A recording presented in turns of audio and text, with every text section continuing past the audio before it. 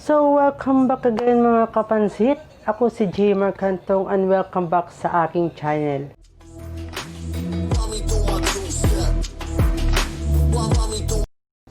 Ngayon, tuturuan ko kayo kung paano tayo mag-set up ng ating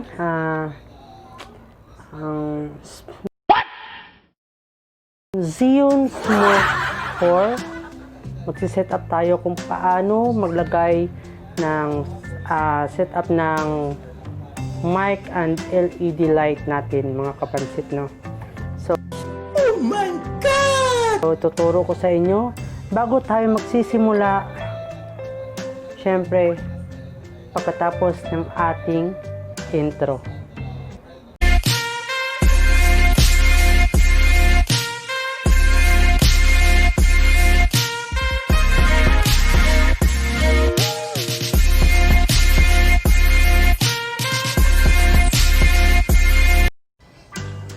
So mga kapansit, ipapakita ko muna sa inyo kung ano ang laman ng ating i-setup ngayon.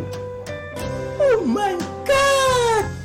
Ito, meron tayo ditong zhiyunsmooth for na gimbal stabilizer, smartphone stabilizer.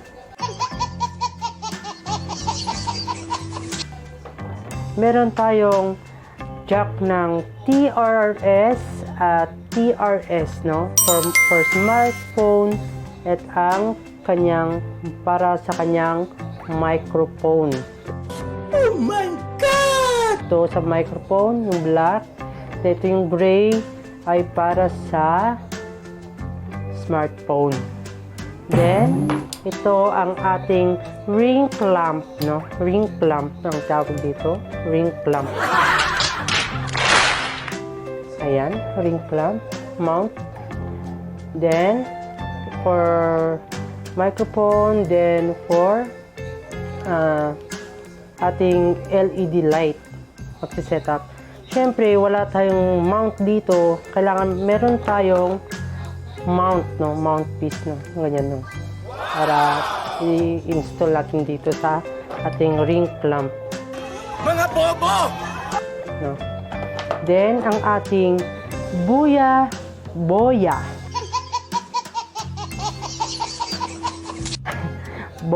BYMM1, no? Boya, ayan, boya yan, nakapansit.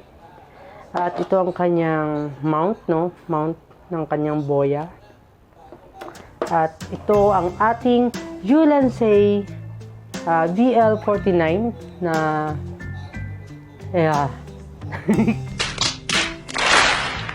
yung LED light natin. At syempre, meron din tayo ditong 1/4 ng 1/4 na screw, you know, 1/4 na screw mga kapansit. At meron tayo ditong head wall mount, no? Kasi dalawang setup natin para sa ating LED light kung pwede natin gawin sa ating zhiyunsmooth 4 na gimbal para oh my God! Ma-setup natin ito. So, uumpisahan na natin ang ating pag-set up mga kapansit. So, mga kapansit, uumpisahan muna natin ito gamit atin ang ating head wall mount, no? Umpisa tayo sa ating ring clamp. Ayan. I-set up muna natin ang ating ring clamp. So, yan, ganyan lang siya mga kapansit, no? Ayan. I-lock mo lang dito. Ayan. I-lock lang natin. So, yan na. So, yan na mga kapansit, no? Na-lock na natin ang ating ring clamp. Then, susunod natin ay ang ating boya na mount, no? Mount dito. Nalagay natin dito. Ayan. I-lock lang natin. Then, ilalagay natin ang ating boya. Ayan. So, ganyan siya mga kapansit. Dito sa kabila, syempre, meron tayo ditong 1/4 na screw.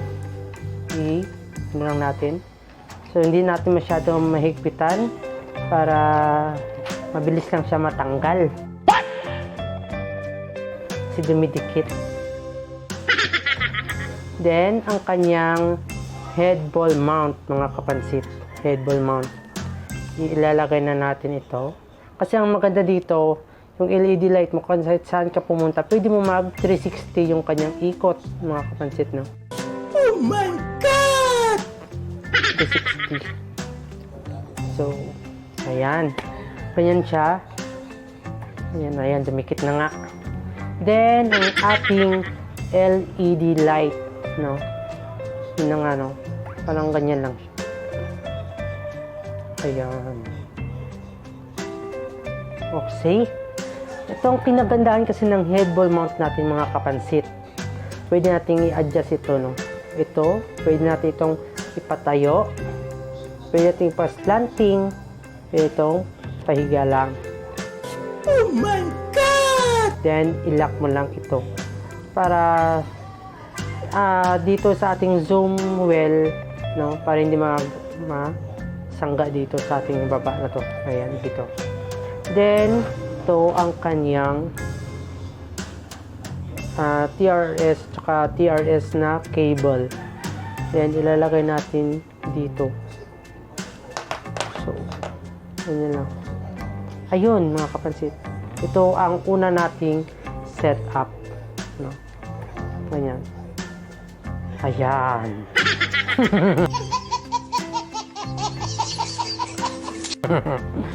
So, pwede natin ditong paslanting. Ayan. Pwede natin ganito. Pwede natin ito pahiga. Or, halimbawa na ganito tayo, gamit ng ating gimbal, pwede natin gawin ganito.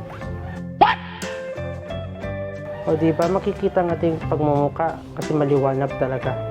Then, kung ganito naman patayo, pwede mong ganito. Slanting lang. At pwede mo naman itong pa-slanting ganito. Ilalak lang natin. Ganyan lang, mga kapansit, no? Ang ating pag-set up.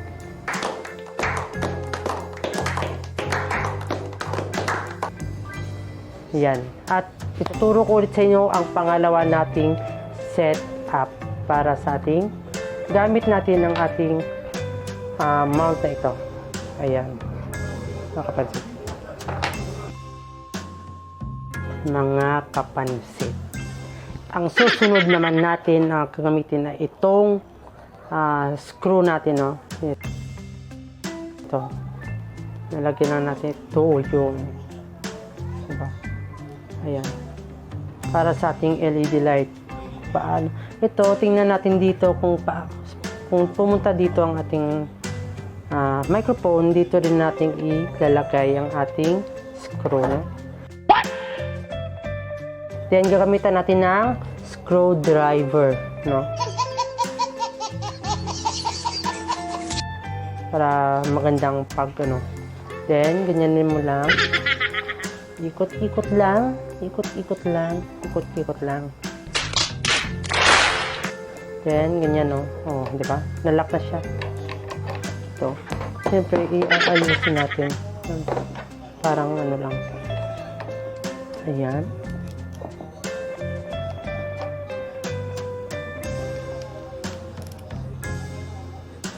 Paano ba ito? Siyempre, babalik natin dito.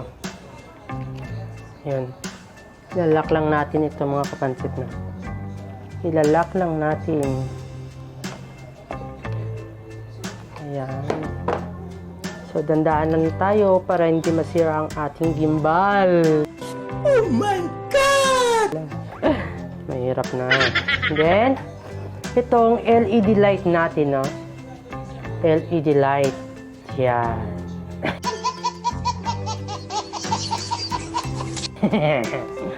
So, ilalagay na lang natin dito sa ating mount na ito. So, madali lang yan, mga kapansit. Yan, ilalak lang natin. Ilalak lang natin. So, meron na tayong pangalawang setup. Ang ito, ako sa papipiliin, pwede rin ito or yung isa para hindi ito, para pag pumulaw yung ating gimbal, hindi siya matatamaan. na matatamaan dito mga kapansit.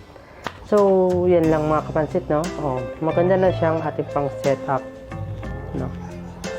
Siyempre, oh. So, yan ang problema kasi pag once na mag-slanting tayo, bababa, hindi tayo makikita. Hindi masyado makita ang ating pagmumukha. Siyempre, kasi nasa taas. Siyempre, dapat ganito. Di ba? Yun ba? Tama ba?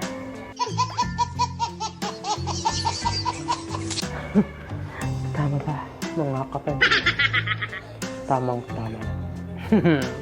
So, ganyan lang mga kapansit. Yun lang mga kapansit. Madali lang mag-setup, no? Kailangan unti-unti mong bibilin ang iyong mga equipment para maganda ang iyong pag-setup, no? Siyempre, di ba? Parang ganyan. Tingnan mo. You see? Oh, wahoo!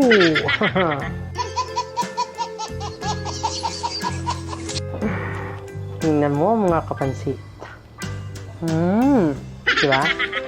Parang vlogger na vlogger, pero wala pang subscribers. So, yun lang mga kapansit na. Yun lang mga kapansit. At sana'y may natutunan kayo sa pag-setup natin dito sa ating gimbal na sa zhiyunsmooth for pag-setup ng ating gimbal at ay setup ng ating microphone at LED light pag-setup. Yun lang mga kapansit. At kung bago ka lang sa aking channel mga kapansit, mag-subscribe ka na, mag-like and comment sa at baba.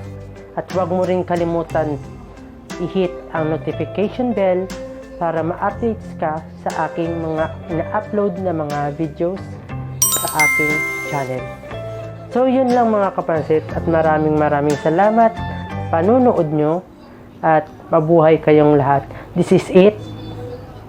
Pansit.